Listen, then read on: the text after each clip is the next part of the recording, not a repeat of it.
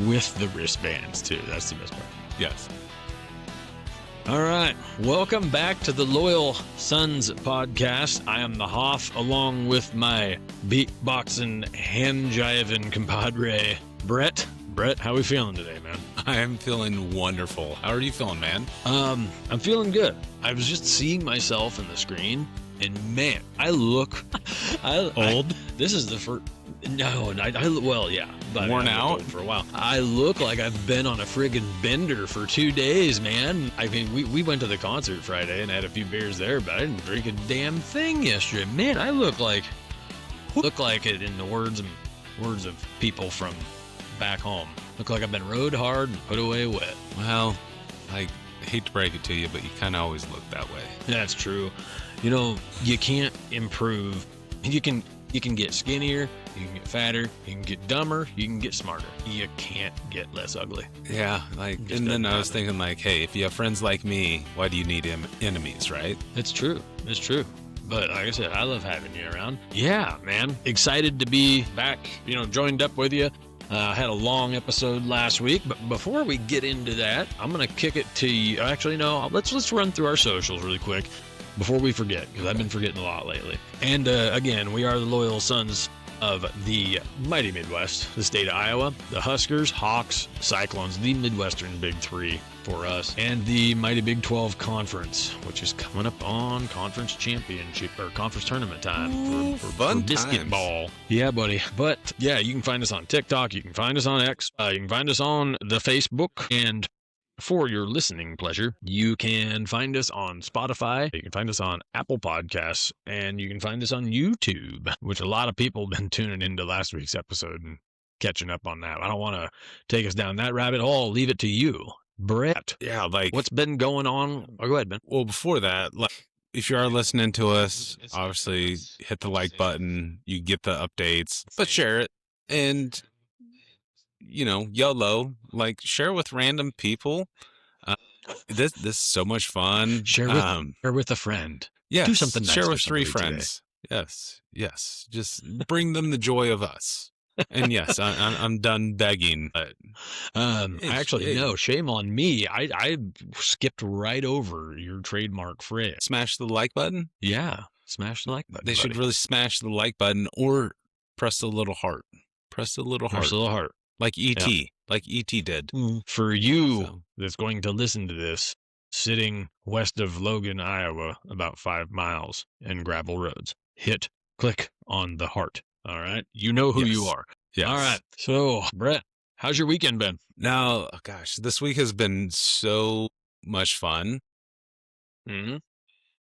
Went to a dual credits seminar for my oldest son. He's way smarter than me, by the way.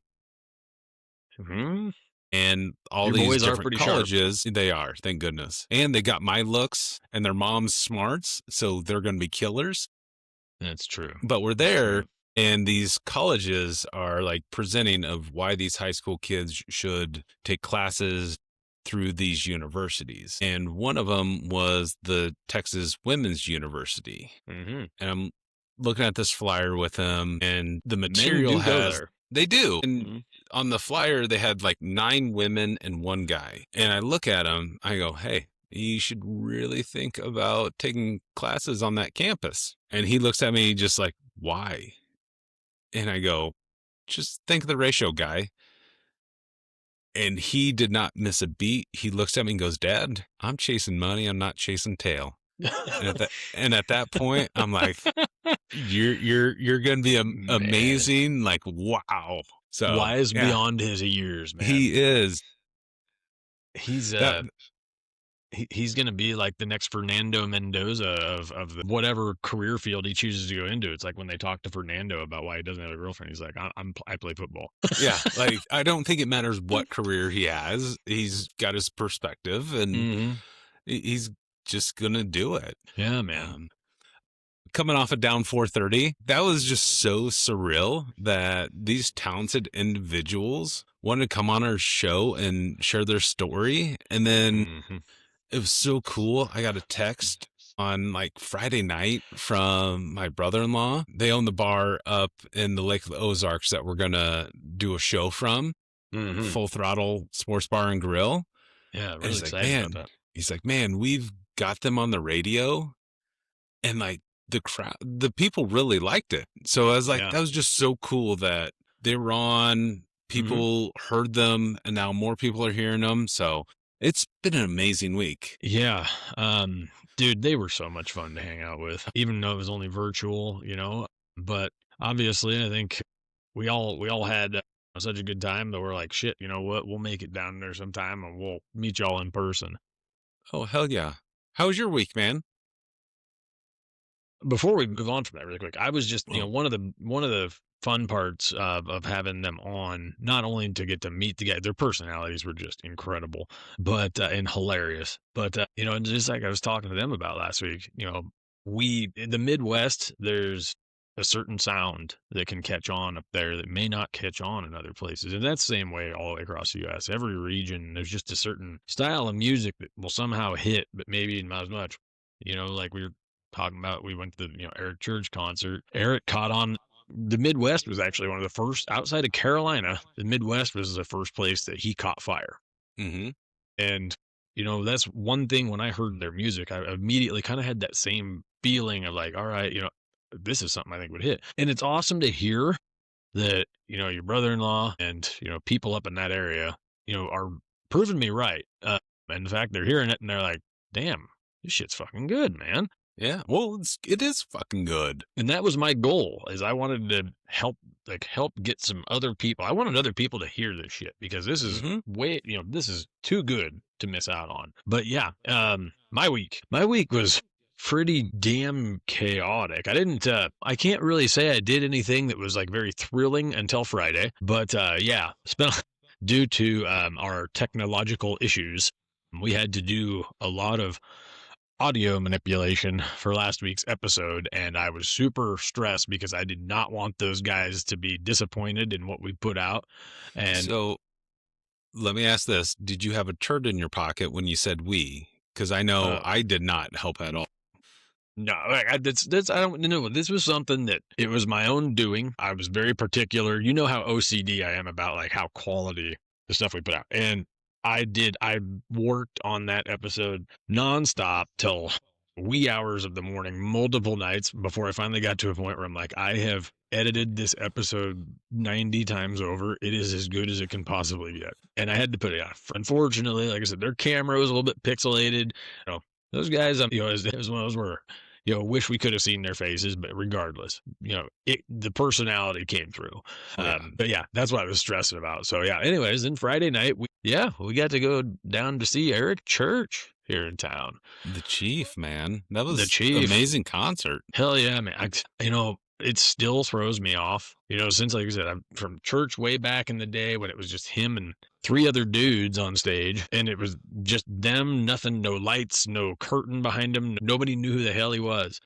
Like I said, playing at Whiskey Roadhouse in Council Bluffs to a crowd of like maybe 12 people tops. And here he has an entire horn section, a choir, and a jazz band. It's like, he had like 3 levels.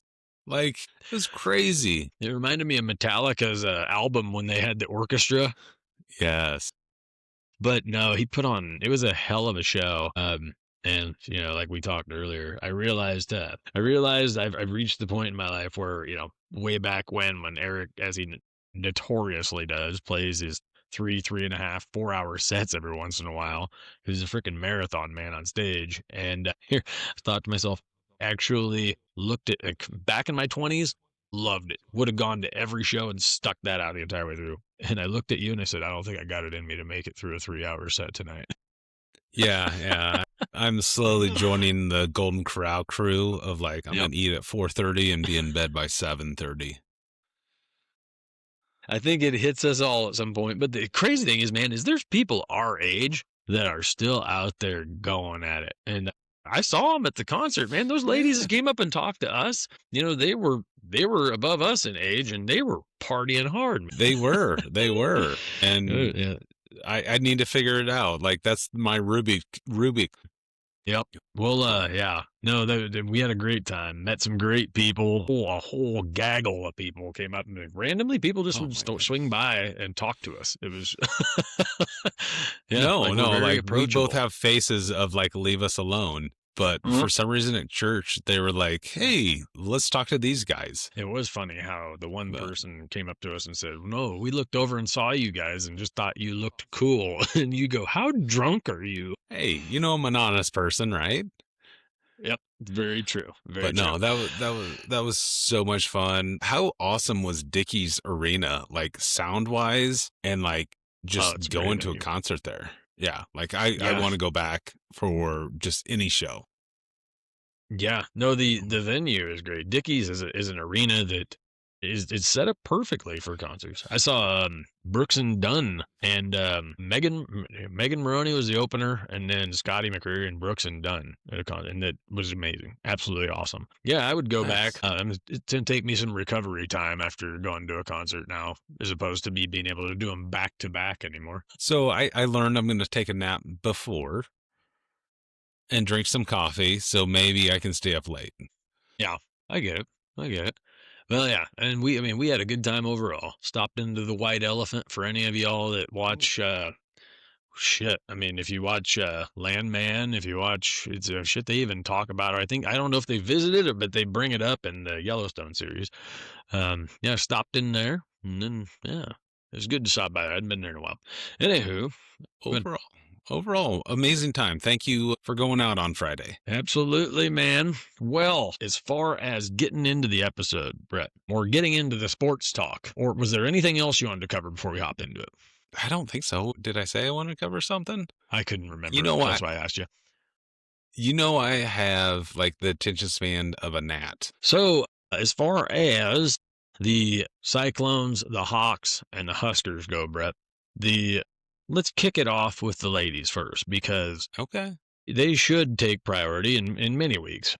But their conference tournaments are coming up this week, and then the men's are the following week. Now, I took the liberty of kind of looking into where our teams are sitting, men's and women today, and just kind of played out some scenarios using AI. It was really intriguing. I've never done this before, but yes, saying like what could happen for, for example, I'll just use Iowa State's men's team. Like, what would have to happen to Iowa State for them to get a 3 seed? What would have to happen to Iowa State for them to not be a 4 seed? Like, it was just kind of interesting, and be damn, man, it responded kind of accurately.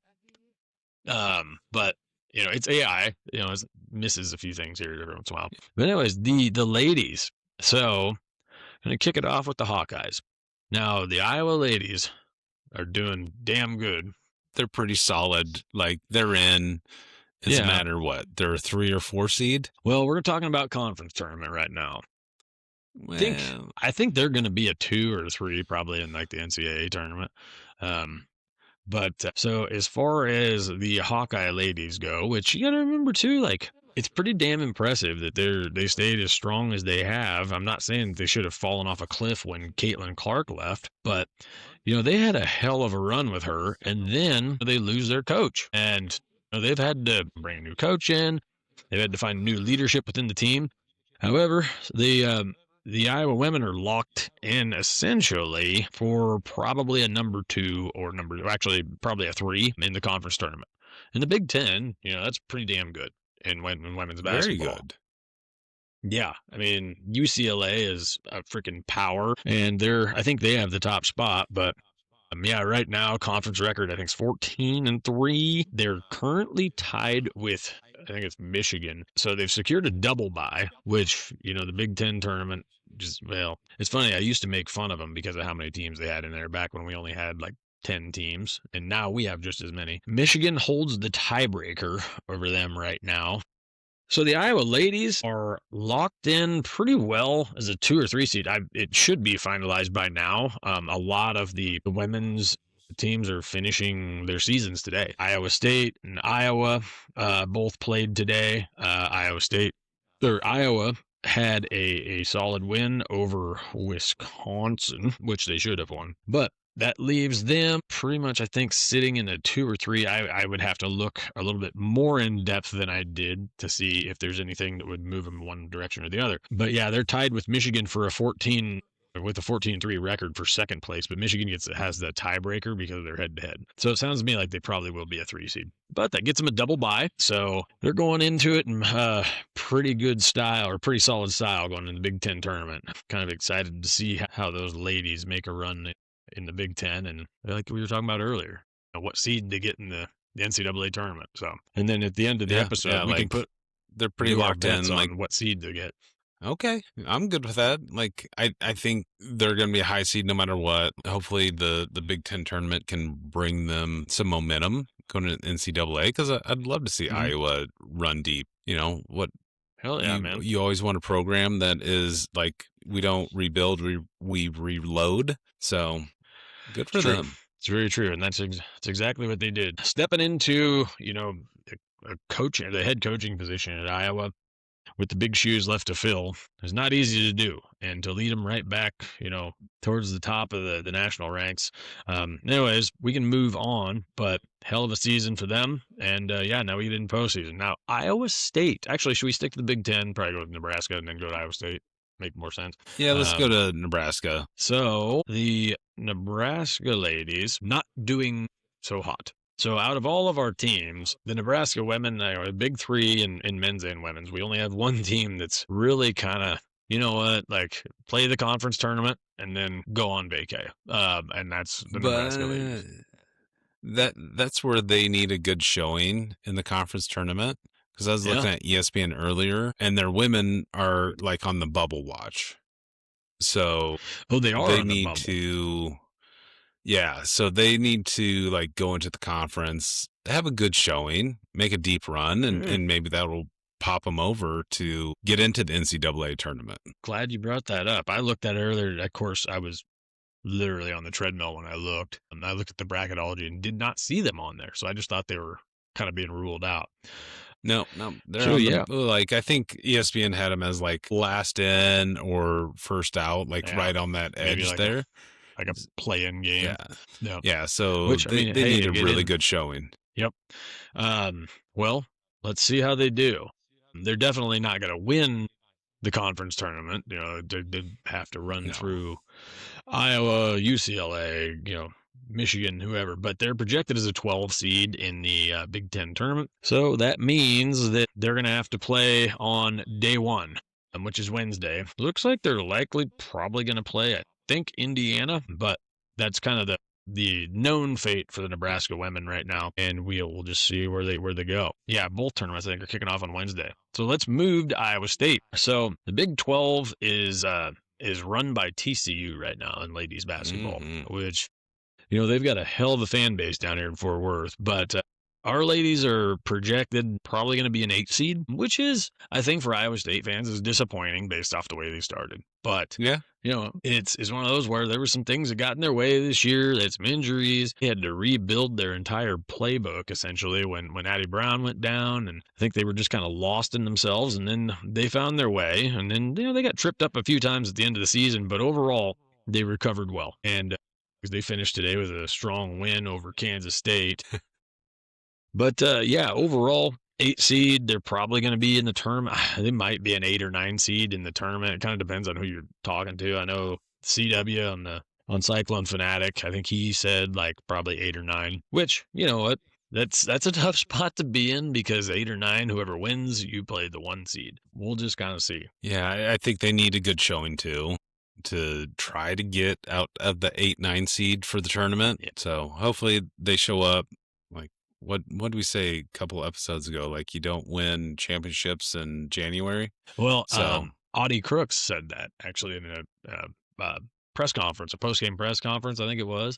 They were asking her about something regarding the season. I think it was in December. It was somewhere, but I think it was before January. She said, well, you know what? It's great, blah, blah, blah, but, you don't win championships in October, November, and December. You win them in March. But yeah, so we'll have to see. The tough part about the women's tournament, and this is something that, as I started to follow women's college basketball more and more over the last, I don't know how many years, a friend of mine that was actually on our show at one point in time, who's an avid women's basketball fan for the Hawkeyes. Kind of, we were sitting there during men's March Madness and the women's were on, and I was talking to one of our former coworkers that was placing bets on some of the games, and I was telling her to pick upsets, and she's like, "You don't do that, not in the women's tournament." She's like, "Nope, they just don't have upsets." Right. So it's like if they're an 8 or 9 seed and they have to play a 1, the likelihood of them winning. So yeah, we want to see them maybe boost that up a bit. Yeah. We'll see how the conference tournament plays out, and good luck to our ladies. So go down to Kansas City and kick some ass, and Huskers and Hawkeye ladies, go out to Indianapolis and kick some ass as well. Tell Pat McAfee we said hello, and Tyrese Halliburton, please, and Absolutely. Yeah. All right. Well, we can move on to the men, which there's one team out of our 3 that's happy right now based off of this weekend. And then there's 2 that are kind of, I don't know, maybe bewildered, if you will, but they got to pick themselves up and dust themselves off right now. Let's start out with Nebraska, since that's some good news, because the sun was shining on the west side of the Missouri River yesterday. It didn't happen to be on the east side, but Nebraska, ends up taking care of business playing USC. Yeah, USC, which USC could give a team a run. I think they gave Iowa a hell of a run, I believe. But, USC is not a team to be overlooked. And Price Sanford took it to them, man. And it wasn't even a close game. I watched it kind of split screen for a bit. It was kind of one of those where the entire game you're like, you didn't really doubt that Nebraska was going to win at any point. And that's not easy when you got to go all the way out to the West Coast. We've seen in football, especially, you see teams go out there. In basketball, it happens a lot too. It's just a good thing. Good for Nebraska. Like, you're number 12 in the nation. Go out there, handle business. And I know I'm going to be talking out of both sides of my ass.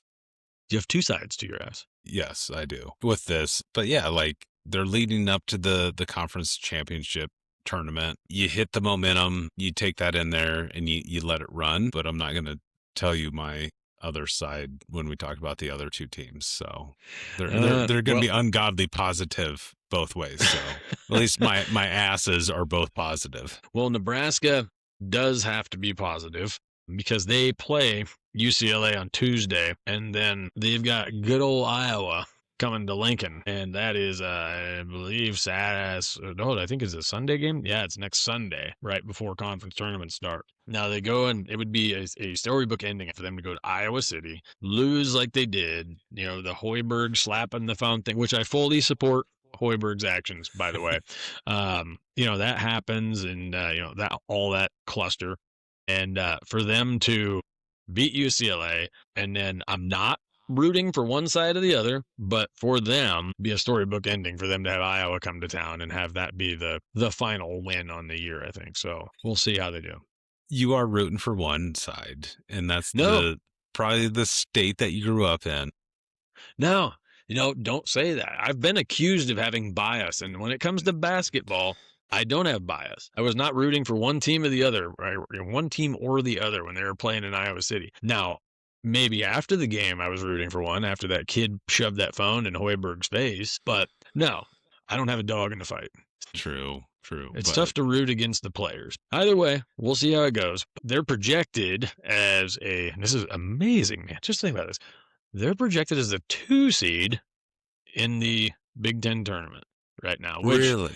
I say that shockingly, not in a way like I've watched them play all year. I mean, I know that they're at the top of up towards the top of the Big 10. Just to think about how, man, this is a team that had no relevance in basketball whatsoever. Hoiberg gets there. They got to the NCAA tournament a few times. They couldn't win. And just amazing. So, great turnaround. It's awesome to see. So, yeah, they're projected as a 2 seed. And let's see here. So they hold tiebreakers, so they're essentially in a 3-way-ish tie or something with Michigan State and Illinois, or I think they're all neck and neck. But Nebraska holds the tiebreaker over Michigan State, and they kind of control their own destiny. So if they win out, 2 seed. So I got a question for you. At the Big 10 championship tournament, while Nebraska's playing, what do you think the over-under is on the number of Eric Crouch football jerseys in the crowd? Maybe 10 years ago, I would have said more. But the Nebraska fan base, since Hoiberg has gotten there, they've developed an actual dude. Like, I shit you not, I've met people in Omaha that aren't football fans and they're basketball fans. They exist. They exist. You can have that look on your face. Oh my God. I'm guessing the over under is 1,000 Eric Crouch jerseys. It wouldn't be in the arena. Well, and this is just showing our age. It wouldn't be Eric Crouch jerseys anymore. It's like Ndamukong Suh jerseys, and I don't know what. I don't have they had any relevant players since then. Raiola, but he left. Relevant and annoying are two different things. But anyways, no, I mean, who knows? I have no idea. But it's in Indy, and yeah, we'll have to see how they. I mean, as far as how many Eric Crouch, dude, you really threw me off. If you said Eric Crouch, I'm like, God, I haven't heard about anybody wearing one of those jerseys in forever. So let's hop over to the other team that will be joining him at the conference tournament. The Hawkeyes. They're projected right now as an 8 seed, which is pretty damn good considering they got a whole new roster and a whole new coach. Like I've said numerous times, I'm a big Ben McCollum fan.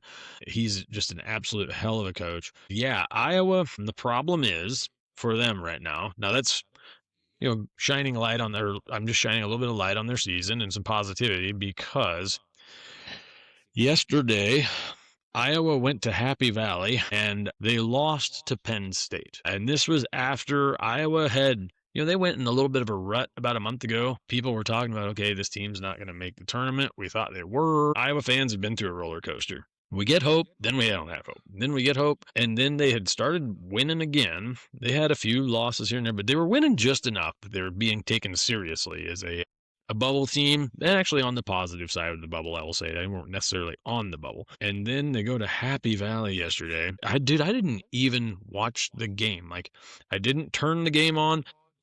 It wasn't even in my mind because they were playing a team that is 12-17 and last place in the Big 10. And Bennett Sturts and McCollum, their style of play, I just thought Penn State can't hit the broadside of a barn in their shooting, and Iowa they may not blow them out, but they're going to come away from Happy Valley with a solid win. I don't think that Happy Valley really has the ruckus crowd for basketball that they do for football.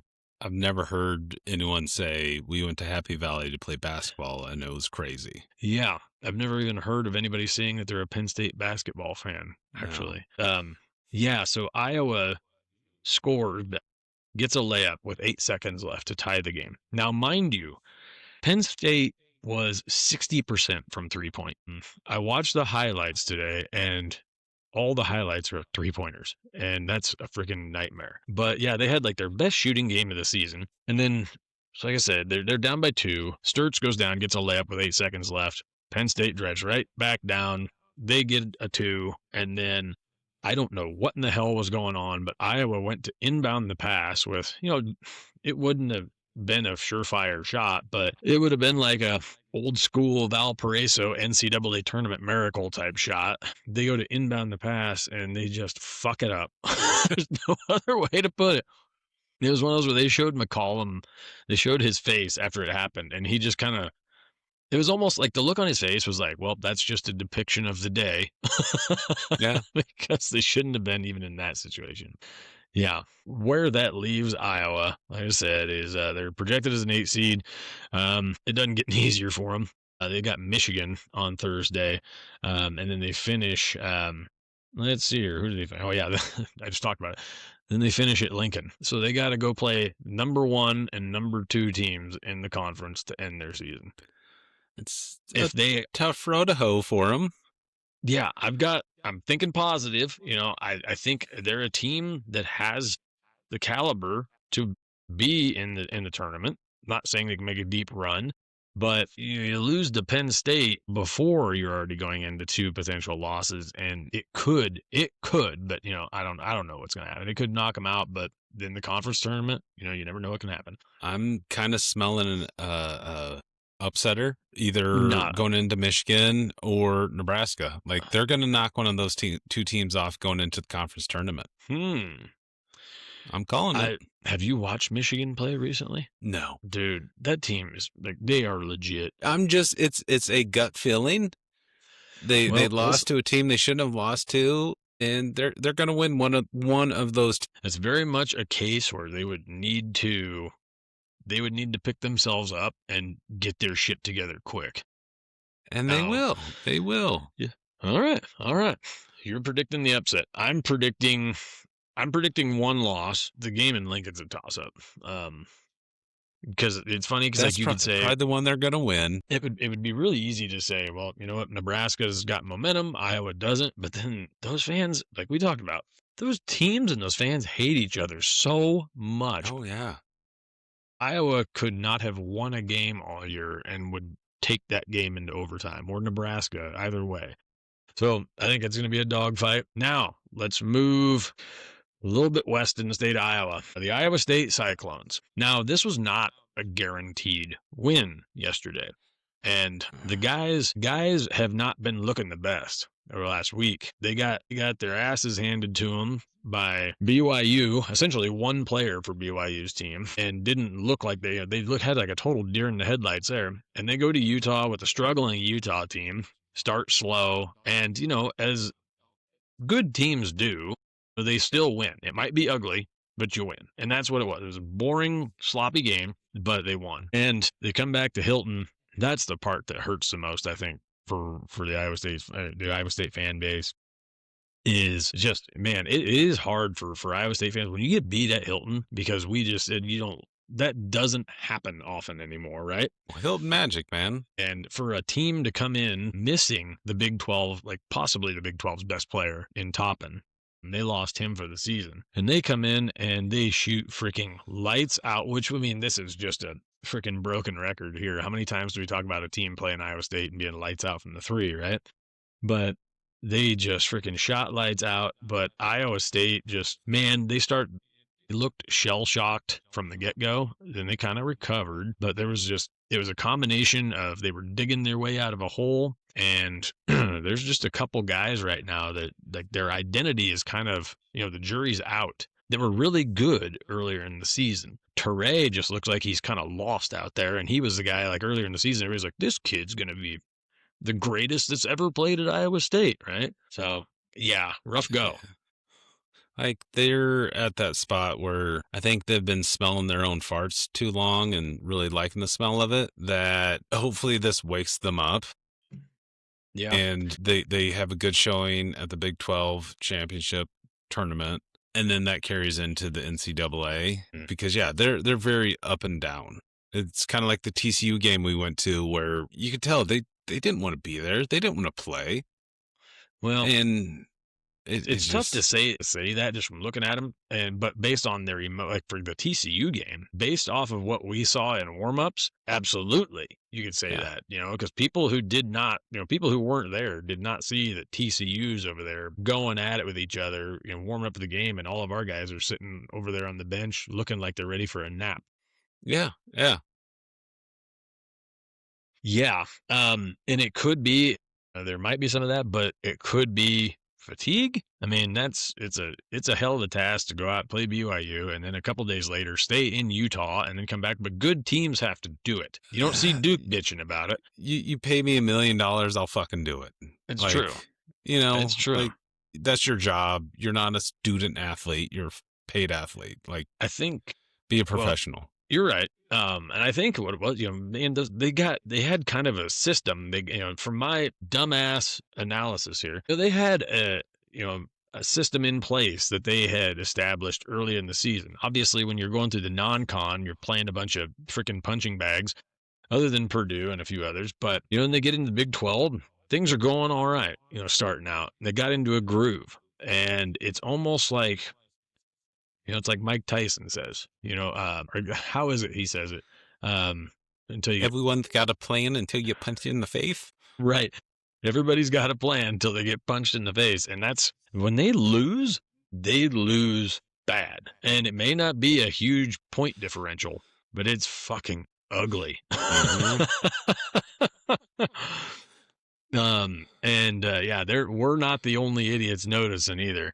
And dude, you know, committees think about that, or the committee thinks about that when they're doing, tournament seeding. But at the same time, so we're going into the Big 12 conference tournament in lovely Kansas City in a couple weeks. But before then, let's not get ahead of ourselves. Tomorrow night, they got to go to Tucson, and they got to play Arizona. Mm-hmm.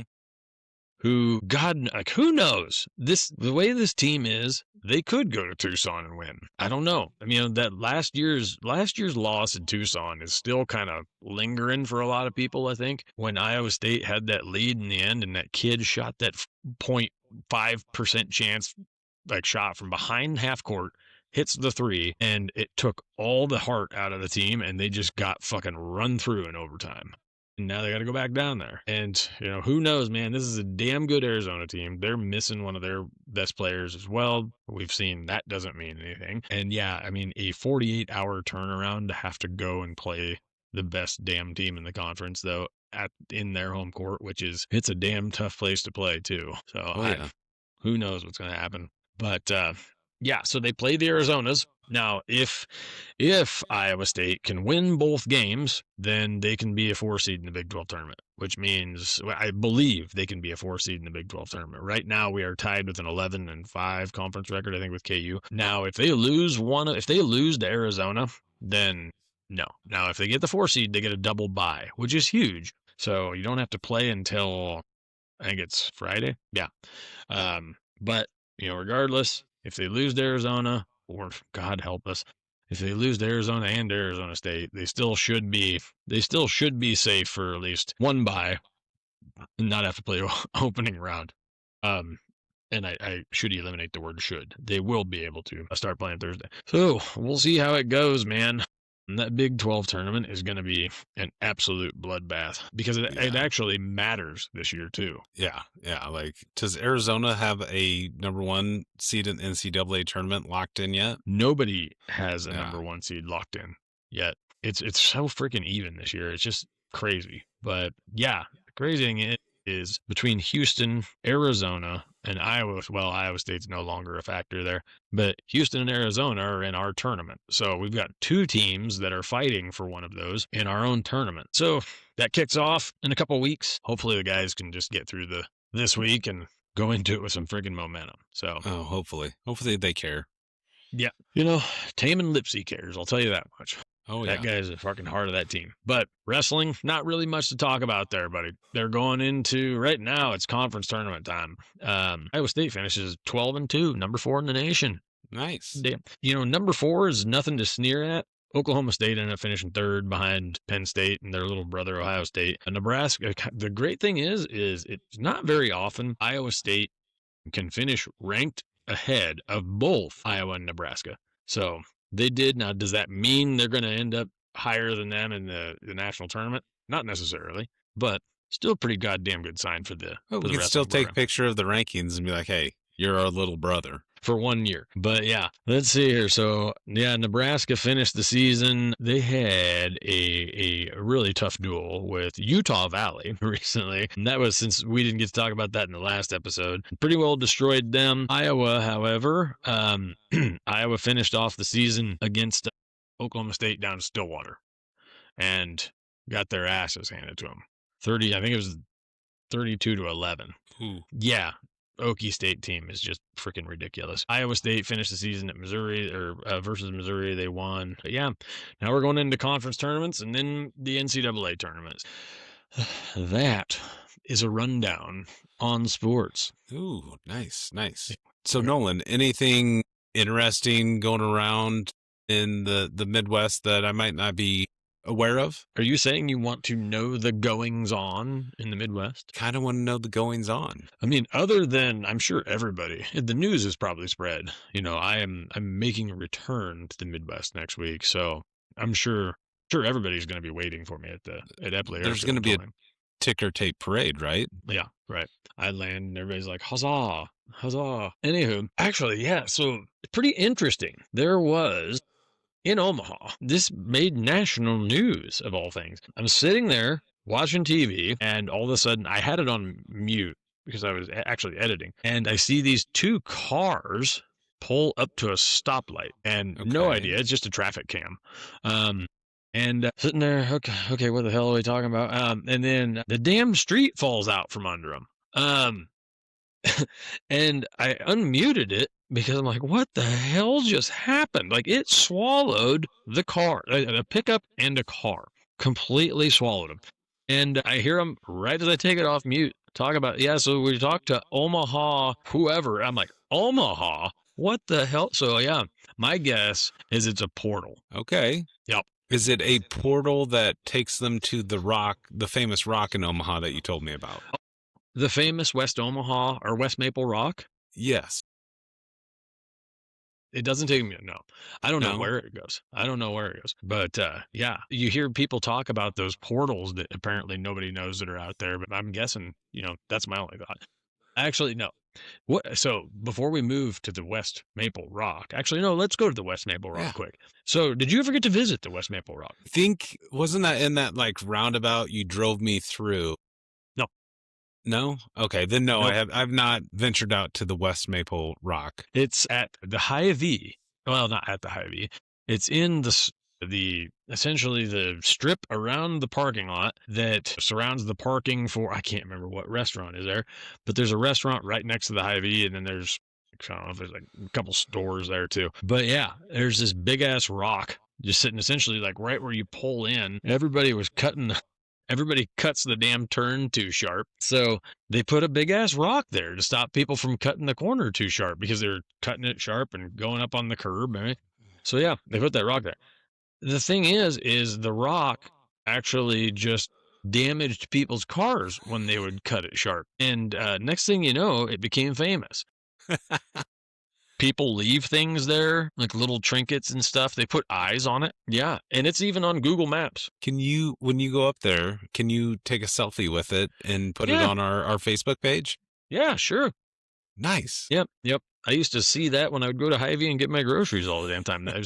I actually pulled into Hy-Vee one time when somebody did cut it too sharp. It was like a Toyota, like, I don't know, it was Camry, maybe. It was just a car. Somehow was up high centered on the damn rock. Yeah, but no. Question for you though. What do you think caused? What's your theory on what caused the massive sinkhole in Omaha?